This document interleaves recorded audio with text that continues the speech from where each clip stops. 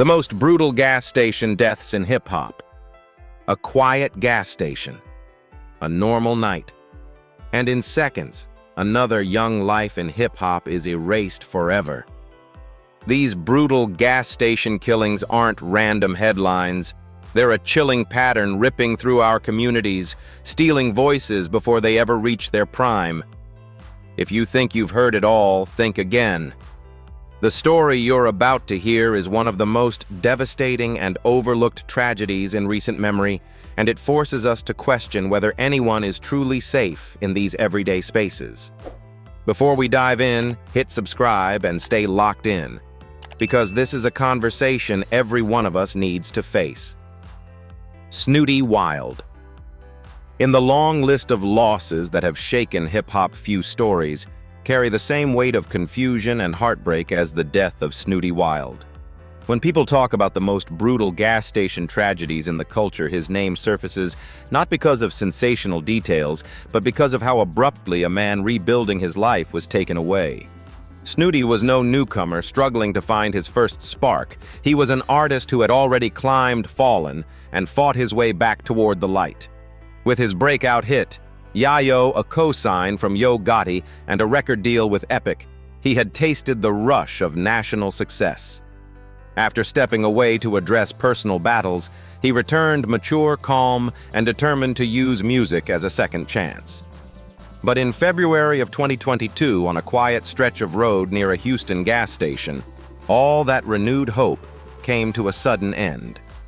The early morning hours of February 25th didn't carry any warning signs. No feud, no heated argument, no suspicious follow car. None of the elements that audiences have sadly grown used to hearing in stories of hip-hop violence. Instead, the call that came into Houston police described something much more mundane: a stranded vehicle near a ditch and a frightened woman who said a man had approached her. By the time officers arrived, Snooty Wild was lying nearby with what appeared to be life-threatening injuries. The scene was disjointed, unclear, and filled with unanswered questions. It didn't look like a targeted attack, nor like a robbery gone wrong. It simply looked like chaos, quiet, sudden, and devastating. EMTs fought to stabilize him, rushing him to the hospital, but the following day, his passing was confirmed. What made the tragedy even more unsettling was how quickly the initial account fell apart. The woman who called police stated that strangers had been helping her get her car out of the ditch when Snooty allegedly approached her, causing her to run.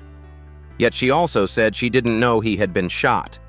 Her story raised eyebrows, not because of malice, but because of how little it explained. Snooty's fiancée later confirmed he wasn't the kind of man to instigate random trouble, and he had no known enemies in Houston at the time. His family, unwilling to accept a half-told narrative, hired private investigators when the official investigation seemed to stall. This persistence kept the case alive at a moment when it seemed in danger of joining the long list of unresolved hip-hop losses. Months of digging would eventually reveal what authorities had struggled to piece together. Someone had bragged online about being responsible for the shooting. That boast, careless, cruel, and reckless, became the thread investigators needed to pull. It led them to a 22-year-old man named Ivory Duke Williams, who was later arrested and charged with murder. While the legal process is long and slow, the arrest at least provided a sense of direction in a case that had felt suspended in uncertainty. Still, for fans and loved ones, the clarity brought little comfort. The circumstances remained unusual, the motive unexplained, and the randomness deeply unsettling. It was yet another reminder that violence around gas stations, often overlooked locations in American life, continues to appear in hip-hop tragedies far too often. Today, when people discuss the most brutal gas station deaths in hip-hop, Snooty Wild's story stands out for its tragic simplicity. There was no rivalry, no planned ambush, no lingering tension sparked by fame. He was a man who had clawed his way through hardship, found new discipline, and focused on becoming a better father and artist. His death didn't just silence a voice. It interrupted a redemption arc that many believed was entering its strongest chapter. And that is what still stings for so many, the sense that his legacy was reshaped by a moment that should have been insignificant. a moment passed by countless people every day. In the end, Snooty Wild's name serves as a powerful reminder of how unpredictable, fragile, and unfair life can be, especially in a genre where hope and danger so often walk side by side. Gonzo. Among the most brutal gas station deaths in hip-hop, the murder of Gonzo stands out not only because of the violence itself, but because of the life he tried so hard to reshape. Born Ronald Moore in South Central Los Angeles, Gonzo rose to prominence in the mid-1990s as a member of Caucion, one of the young West Coast groups endorsed by Ice Cube during a defining era of gangsta rap. He carried the raw sound of the streets into his music, but as he matured, he shifted from surviving the environment to challenging it. Gonzo became deeply involved in community work, most notably through Gloves Up, Guns Down, a movement encouraging young men to settle conflicts with boxing gloves instead of firearms.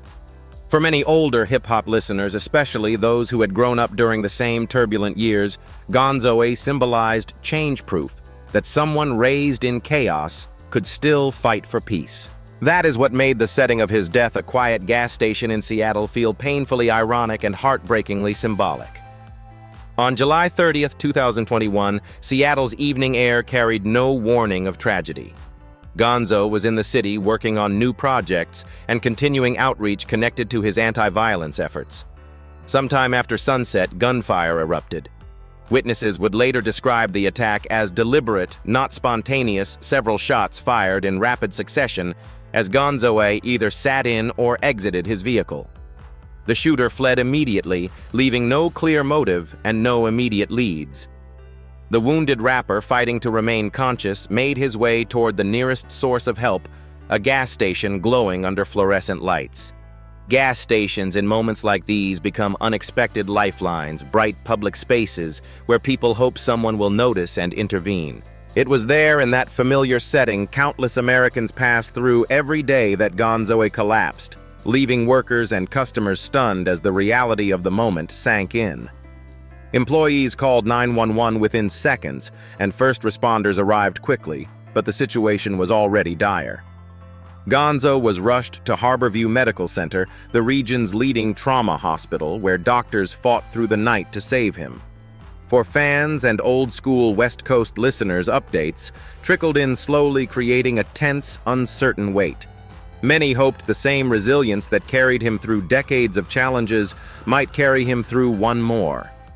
But by the following morning, the news everyone feared was confirmed: Gonzo had died from his injuries. His passing felt especially heavy for those familiar with his journey. He was not an artist caught in an escalating feud, nor someone living recklessly. In interviews before his death, he spoke openly about growth fatherhood and the responsibility veteran artists have to guide younger generations away from violence. To see him taken by that same violence at a gas station, meant to be just another stop on an ordinary night, left a deep, unsettling impact. The investigation into Gonzo's death moved slowly, adding another layer of frustration. Police confirmed the shooting appeared targeted, but held back details, leaving the public to piece together fragments of information.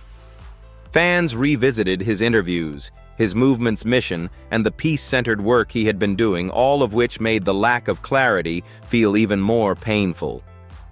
Gas station deaths in hip-hop often reveal patterns, public locations, quick ambushes, and little time to react. But Gonzo's case struck a different chord. Here was a man dedicated to reducing gun violence, yet he became the victim of the very danger he was trying to eliminate. For many older hip-hop listeners who had watched entire generations lost to gunfire, the symbolism was almost unbearable. The gas station setting only amplified the finality of it, a place where people pause briefly, where no one expects the last moments of a life to unfold. Today, Gonzo's story remains one of the most tragic gas station deaths in hip-hop because it represents both progress and the persistent weight of the world he came from. His legacy through music mentorship and community activism continues to inspire, especially for those who saw in him a reflection of their own struggles and transformations. Yet the details of his murder remind us how fragile that progress can be.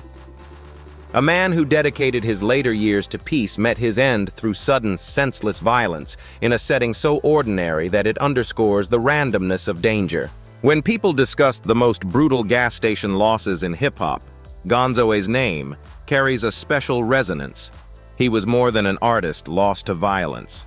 He was a fighter for change, whose story now serves as a solemn reminder of how much work remains to break the cycle he tried so hard to escape. Lil Pab's death remains one of the most unsettling tragedies tied to gas station violence in hip-hop, not only because of the brutality of the moment, but because he was never the one at the center of the conflict that ultimately claimed his life. As the cousin and close companion of rapper Quando Rondo, he traveled constantly with the team supporting shows, recording sessions, and cross-country trips. Though he rarely appeared in the spotlight, he was a steady presence behind the scenes, a young man navigating the pressures and dangers that often surround artists caught in long-running street tensions. That shadow had hung over Quando Rondo since the 2020 incident involving King Von, a feud that spiraled across the internet and into neighborhoods far from where it began. On a warm August afternoon in Los Angeles, those unresolved conflicts unexpectedly closed in on Lil Pab. On August 19, 2022, the two pulled into a gas station near the Beverly Center expecting nothing more than a brief stop. But someone else had been expecting them. Surveillance and eyewitness accounts describe a vehicle pulling up with deliberate precision as if timing had been carefully calculated. Quando stepped out to fuel the SUV, unaware of how close danger already was. Within seconds, 3 gunmen wearing masks leapt out of another car and opened fire in a rapid, coordinated ambush. Their target was unmistakable, the vehicle where Lil Pab sat. Glass, shattered metal buckled, and panicked bystanders ran for cover as shots tore through the gas station lot. In the chaos, Quando scrambled away, screaming for help, but the gunmen vanished as quickly as they had appeared. Emergency crews arrived moments later, but the damage had already been done. Despite their efforts, Lil Pab's injuries were fatal. His death sent shockwaves across the hip-hop world, amplified by footage of Quando Rondo crying out in disbelief, a raw moment of grief that spread quickly online. People debated motives, speculated about feuds, and tried to piece together the chain of events that led to the ambush. Yet one fact remained clear: Lil Pab had been caught in a war. He never started a casualty of a conflict that stretched far beyond him. Today, his story stands as a stark reminder of how unpredictable and dangerous life around the industry can become. Gas stations, meant to be ordinary transitional spaces, have repeatedly become settings for sudden ambushes when old tensions boil over. Lil Pab's death underscores how quickly loyalty can place someone in harm's way, and how a single everyday moment can become the turning point between life and loss. His memory endures not through fame or controversy, but through the tragedy of a future cut short in seconds. Mr. 32. The story of Mr. 32, a respected figure in Houston's underground rap scene, is one of the most sobering examples of how a routine stop at a gas station can turn into a life-altering tragedy. Known for his deep Southern delivery and tough, lived-in storytelling, Mr. 32 carried the spirit of Houston's street culture long before the spotlight ever found him. For years, he had been a mentor, a collaborator, and a steady presence in a community that valued authenticity over fame.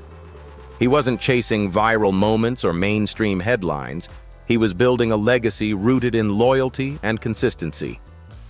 Yet beneath the surface of that loyalty, tensions had been simmering, and on a quiet night in 2022, those tensions surfaced in the most devastating way imaginable. It happened at a gas station like thousands across Texas.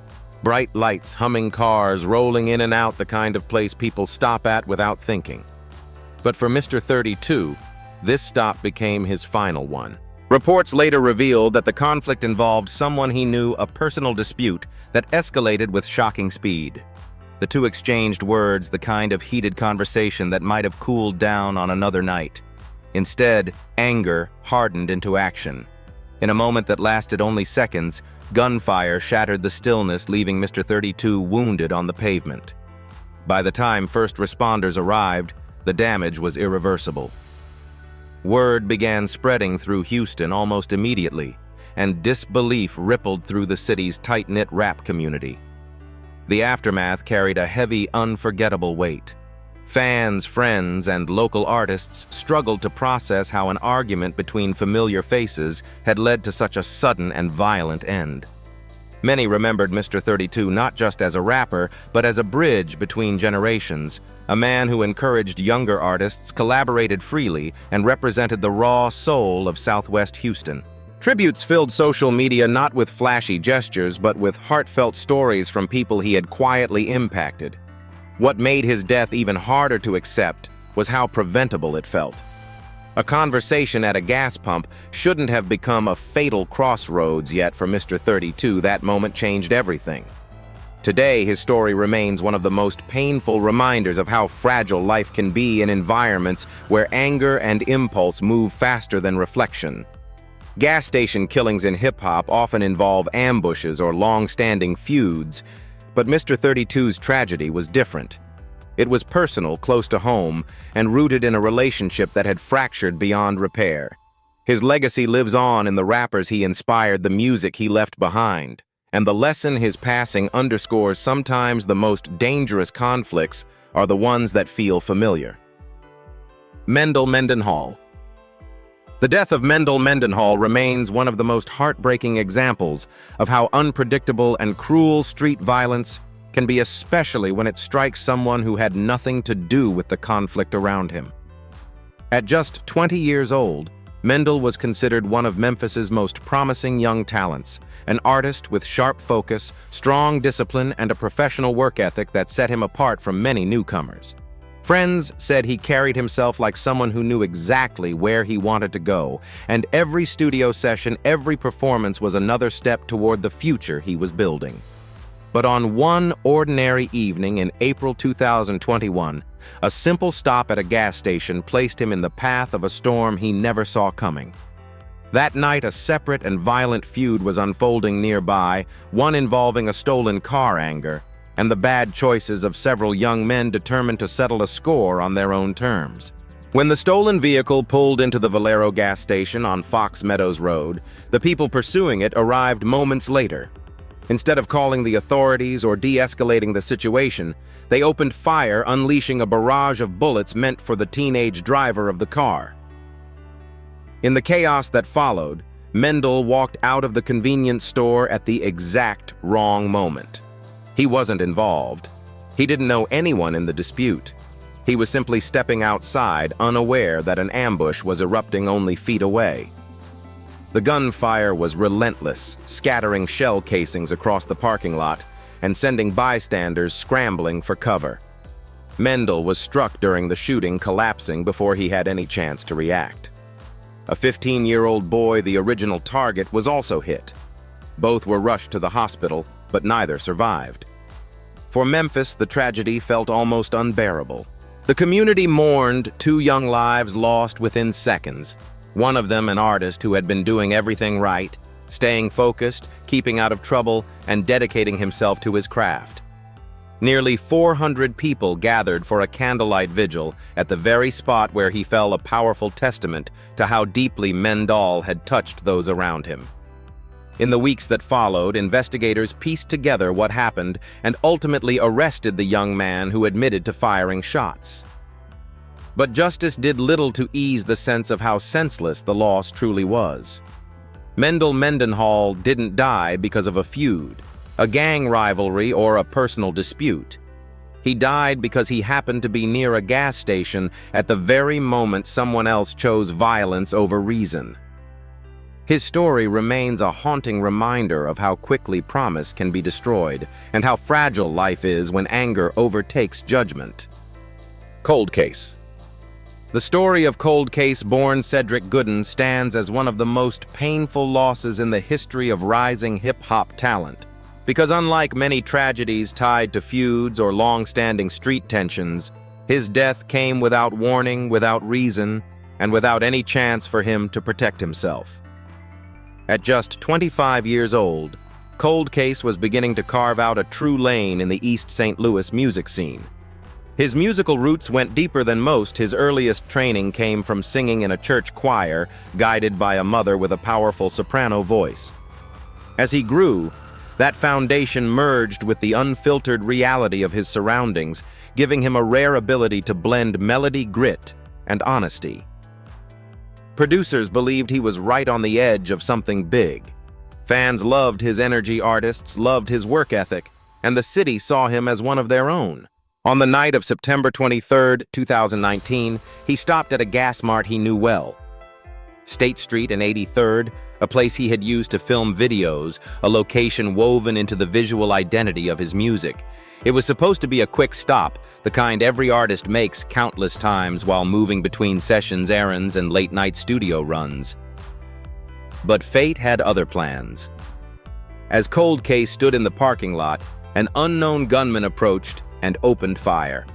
There was no argument, no confrontation, no warning. The attack was fast, targeted, and devastating. By the time help arrived and he was taken to Memorial Hospital, his injuries were too severe.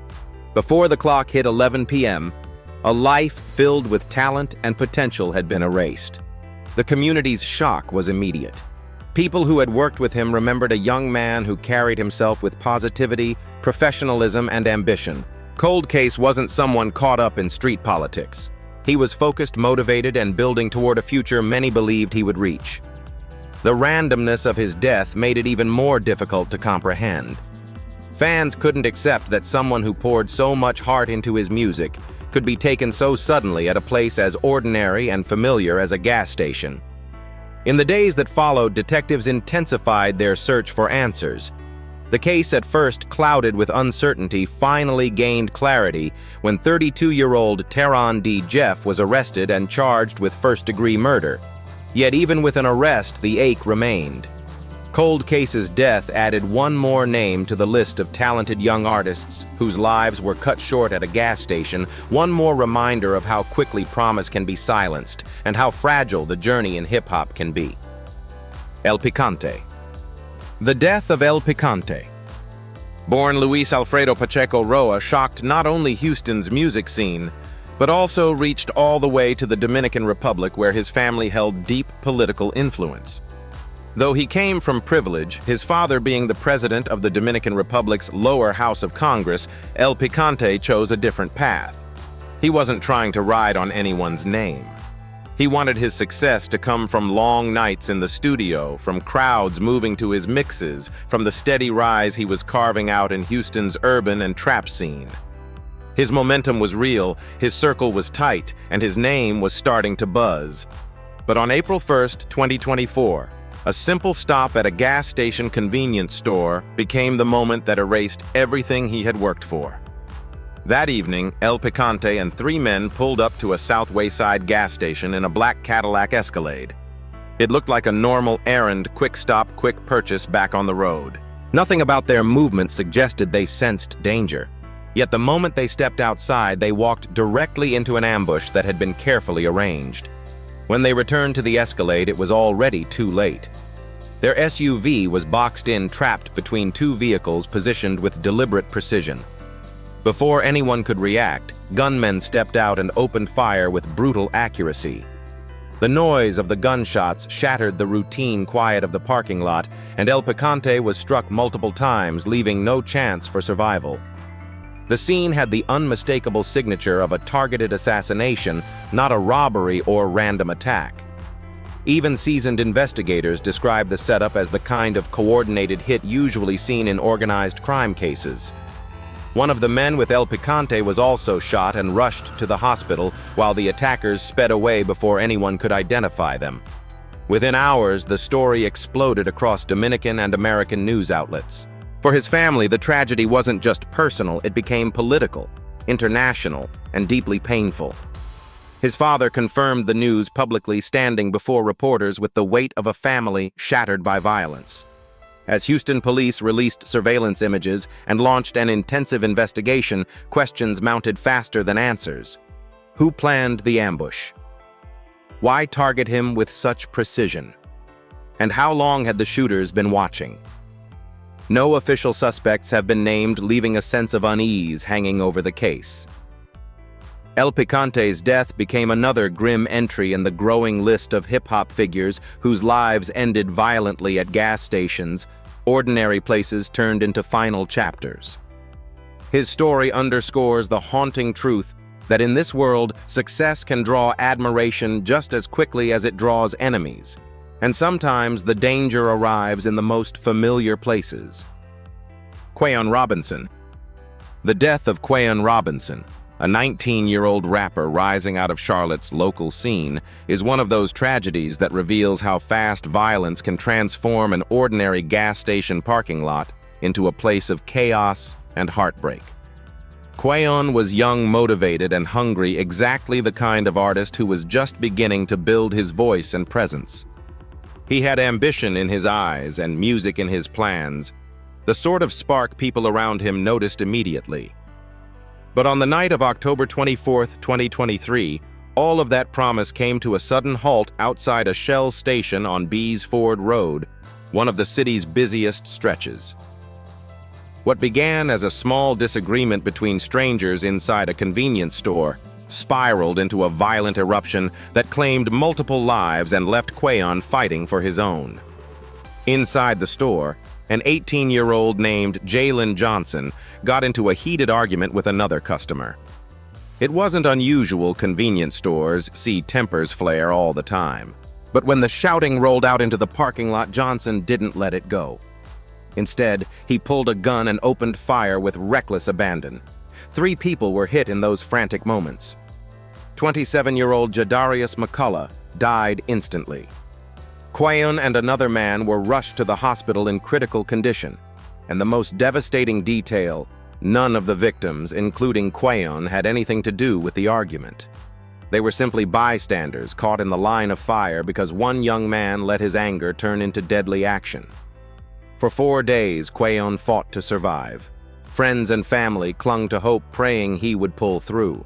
But the injuries were too severe, and on October 28th, he passed away. The news hit Charlotte hard. To many, Quayon wasn't just another face in the crowd, he was a kid with dreams, someone trying to build a lane for himself, someone who still had so much life ahead of him. His death became a painful reminder that it's not always feuds, rivalries, or street politics that take young artists away. Sometimes it's a random moment, a stranger's rage, and a few seconds of violence that change everything. In the days that followed, police arrested Johnson and charged him with McCullough's murder. When Quayon died, a second murder charge was added. Justice moved quickly, but the sense of loss lingered. His death added yet another name to the growing list of young hip-hop voices silenced at gas stations, public everyday spaces that should mean safety, not danger. Quayon's legacy now lives in the memory of his potential, a reminder of how fragile life can be when violence erupts without warning. At Legends of Black Excellence, stories like Quayon Robinson's remind us how quickly promise can be erased and how urgently communities must confront the violence stealing young voices from hip-hop. His death wasn't tied to fame, beef, or street politics, just a moment of senseless anger that changed everything.